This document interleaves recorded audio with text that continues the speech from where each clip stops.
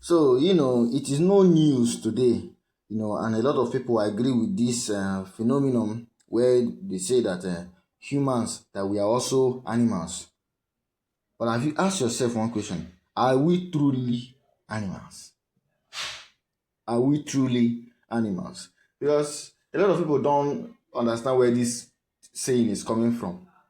And even Christians, they accept these things. They don't even know where it's coming from. Because if you know where the demonic intention, where this thing is coming, where this notion is coming from, you will reject it with your whole being. Christians are not supposed to accept that. We are not animals.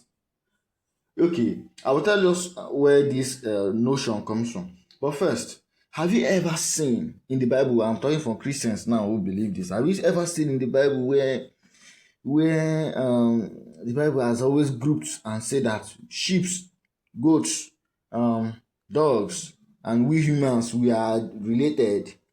Have you ever seen in the Bible where we are being grouped together? No. And the second reason why a lot of people accept this notion is because of science.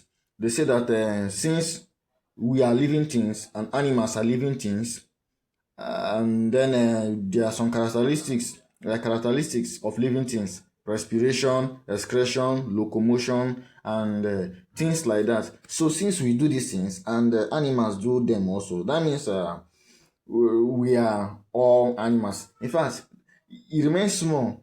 Had it been plants also do these things? Plant is a living thing, but had it been it follows the process the way animals do, we could have all said that we humans, animals, and plants, we are all animals. That's what they could have said. So you should reject that belief. We are not animals. Do you know where it comes from? I will tell you. I will tell us now. It comes from the notion that we are apes. An ape is an animal, is it not? That we evolve from ape. That is where it comes from. And since humans evolve from ape, that means we are animals.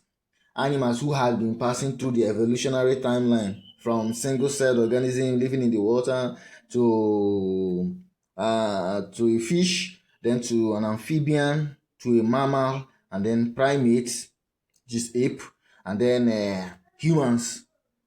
This is the notion where it comes from. The people who coined this saying, they are not Christians. I'm not sure. They are not people who believe that there's a creator, and you should not be sharing that belief with them. We humans are different from animals. You can look around you today now. Don't you know the difference between human being and animal? Don't you know the difference? Have animal been able to do all this civilization, be able to use tools, operate computers, create AIs? Have animals been able to do this? You see, we should stop. We should be rejecting some of these things. It's not science. These things are not science. So I'm not saying we should reject science. Science is helpful, useful, and it helps to solve a lot of problems while still creating new ones, though. So true science solves problem, right? But the one that's not science, it destroys the pattern. It destroys the idea of a creator.